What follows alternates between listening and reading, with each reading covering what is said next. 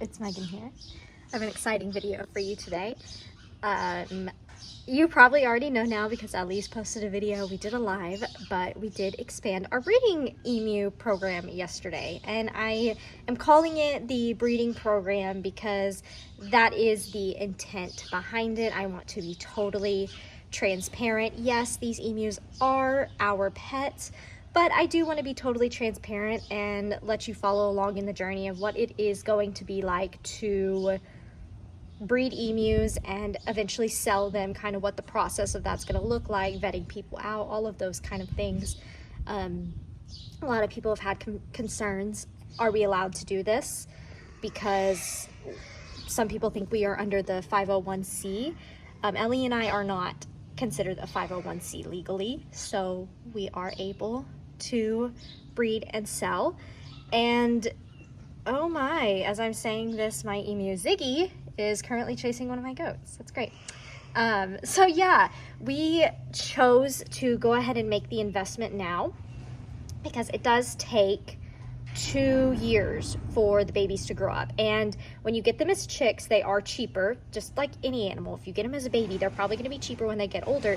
But emus actually, and I didn't even know this, emus will go up from, okay, let me start over. I've been very vocal about the prices of emus. I know a lot of people don't like to talk about pricing and all of that, but I'll go ahead and tell you the pricing again, just to kind of tell you what we're looking at. So people know that like this is a business venture and kind of why it is an investment. So there are 3 colors of emus. There's standards, which is what our new one is. Her name is BB. I will show you her soon. Her name's Blackberry, but we're gonna call her BB. Also because she beep beeps and it's cute. So BB or standard. Standard is also Jake's emu. He has a standard, Littlefoot's a standard. They go for, when they're chicks, they go for $350, okay? Around that. They're typically not going to go higher than $350. They could be $250 to $350 range. It just depends on genetics and all of that. Then you move up to blondes, which is what Ziggy is, and they range from $500 to $650. Again, just depends on who you're getting it from. The most expensive are the whites, which I have not seen a range on whites. It's been typically $800, but I have seen people charge $900 for whites. What I did not know is that a lot of people are really intimidated to get chicks because they can get hip dysplasia, they can have leg injuries, for people that don't know how to work with them. That hasn't been my experience, but I am very in tune with the animals. I've done a lot of research, so I haven't had any leg injuries or anything scary like that. But again, I've only had 2 chicks now so far. Things might change in the future when I'm breeding, and definitely going to have to be more careful on watching out for that. But the lady we got BB from, I was talking to her yesterday, she goes, yeah, there are a lot of people that are afraid to get chicks, and so some people prefer to get them when they're a couple months older, especially after a year, because after a year you don't run the risk of leg injuries. And we got Ziggy, if you remember, at like 6 to 8 months old. He's pretty big. So what's interesting about that is she said that you can actually charge up to $1,000 once they're older, and that's because you've raised them as the chick. They're much bigger. You've spent the time and the resources housing them and feeding them, so you do get to raise the price, and that price goes up also based on the color.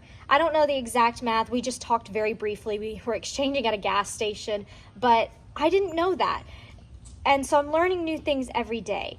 And so I guess my point of this video is I'm just going to talk to you a little bit about how the breeding works.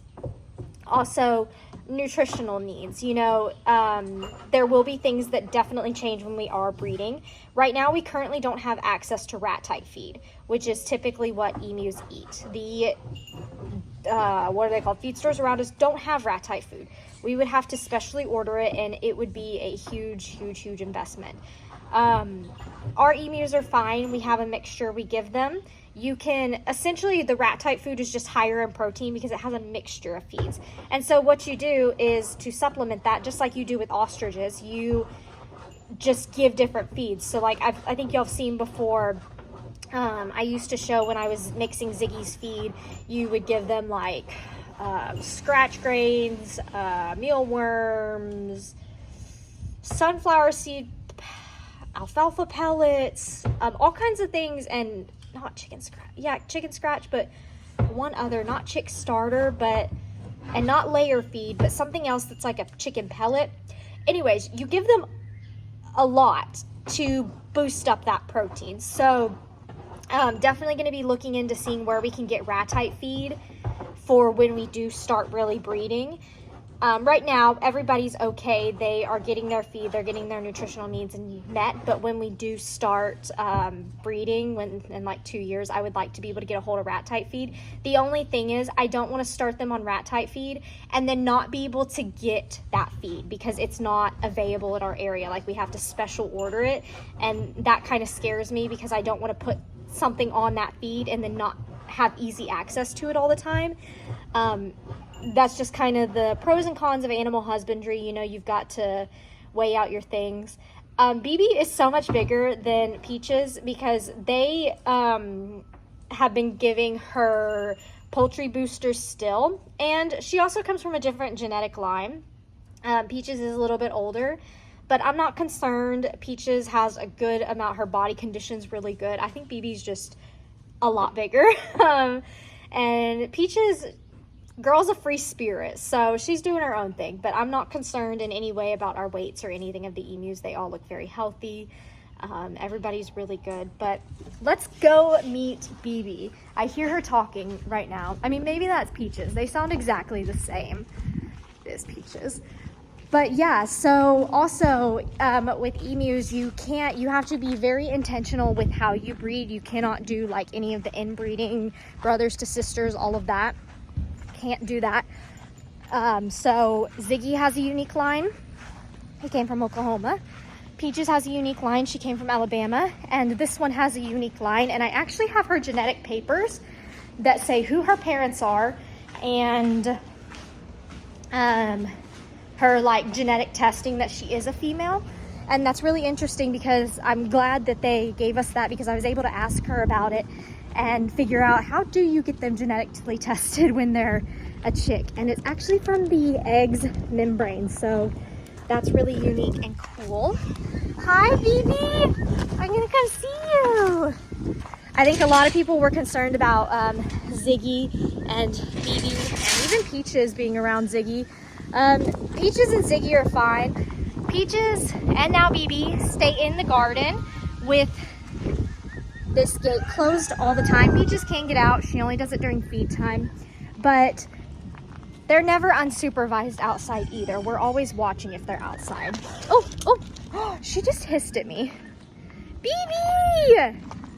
BB! You're hissing at me! Hold on. Okay, we had a little talk. She realizes who I am now. This is BB. Yes, you're such a sweetie. She's a lot more tame than Peaches is. I don't know why. We spend a lot of time with Peaches. I think it just comes down to Peaches is very free-spirited and likes to just run around when she's outside. Peaches doesn't really want to be touched when she's outside. But in the house, you can do all of this with Peaches. But again, Peaches is just very wound up. She is very calm. And right now, Peaches wants nothing to do with BB. But BB likes Peaches. But Peaches likes Maisie the pig. So it's really an interesting situation we've got going on here. I don't quite know how we're gonna manage this. Another thing I'm sure people are gonna ask when people start looking into what it takes to breed emus and all of that. In the wild, emus don't mate for life, but in captivity, they typically choose a mate and they stick with them. But we are going to first try the 1-to-2 ratio, meaning 2 females to 1 male. It can work. It just depends on the females though. If it doesn't, we'll invest in another male. That's fine. And I call it an investment because it is. Like I said, they're still our pets, but we got Peaches and BB with the intent to breed. We were perfectly fine pet-wise with just Ziggy, but we did get them with the intent to breed. So I just want to make that very clear. That doesn't mean we don't love them any less. We love them so very much, and I'm so excited. My kind of goal with breeding is I want to be able to have tame emus like this and be able to show people the world of emus, because they're becoming more popular, and more popular as pets anyways. And I want people to be able to enjoy them like I do and see that they can be this friendly. Look at her vestigial wing. No matter if they're a boy or a girl, I want people to really be able to enjoy them and come into the life of exotics, because they are an exotic, but I personally feel like they're a more manageable exotic animal. Maybe that's just my personal opinion. I feel like there are other exotics you can get that do require a lot of vet care and are really high maintenance, but I feel like, in my opinion, they're a lot more low maintenance than other exotics that you could get. So very excited about that. And she is very, very sweet. You're very sweet. Yes, you are. But y'all, I am super, super excited about the breeding program to come. Like I said, this is going to be a 2-year thing. You know, we've got to wait till the girls get matured. I know a lot of people are concerned about the males sit on the eggs, they don't go for water. I watched that happen with Carl. I saw how that went, saw videos of it, kind of noticed it firsthand. I wasn't over a whole lot. I can't remember what year it was when all of that happened, but I do remember them talking about that it was rough, and I've read that it's really rough on the males. And first and foremost, my animal's health is what comes first for me, aside from any breeding or any videos or anything. Animals' health always comes first, because can't have non-healthy animals. I can't do that. So you know, always going to make sure Ziggy's healthy first, and the girls are healthy before breeding, of course. But also that means investing in an incubator. I have read that you can use chicken incubators, but emu eggs are massive and they lay quite a few eggs. So I think I'm gonna have to invest in an incubator that fits emu eggs, which I'm totally fine with. Like I said, it is an investment, and with any investment, a lot of times you have to put the money up front and the payoff is later. And also, I would like to state, I'm not just doing this in the mindset of, oh, I'm doing this to make more money. No, of course, a side hustle is great, because here's the reality. It costs money to have all of these animals, and the videos do make us money, but it's always good to have an extra source of income and have a side hustle. But the main reason I want to breed is I love baby birds. Oh my gosh, I just saw a hummingbird. Wow, how sweet. I'm sorry. There's not normally hummingbirds over here. They're normally like over at Pawpaw's. That's crazy. But I want people to be able to experience emus and experience friendly emus. People that come over a lot tend to be scared of them, and I understand. If you've never seen them, it can be quite intimidating. But like I was saying earlier, I want to open up the world to emus, and I want to be able to show people that they are a good livestock animal to have in your yard. There are multiple reasons why they're good to have. And more importantly than that, they're just fun. They really are. There's so many things that we don't get on video of Ziggy just being a lunatic, because it happens in a split second. And by the time we get the video going, you know, it's already done and over with. So it's really great. Talking with everybody that I've gotten emus from and talked to that has emus, they say that they are just the most fun. The zoomies, all of those things. They're really hardy animals, and they can be super sweet. And I love taming down animals. I'm not bragging, but I do feel like I work really hard on socializing animals. I put a lot of myself into my animals, and so I feel like it's something that I'm pretty good at, and it gives me a sense of purpose being able to tame down animals. Like old mama, okay? Slowly but surely, she's becoming more and more friendly. She will come up to me. Now, she won't let me touch her, but I have learned she loves strawberries. And anytime I have those strawberries, she comes running to me.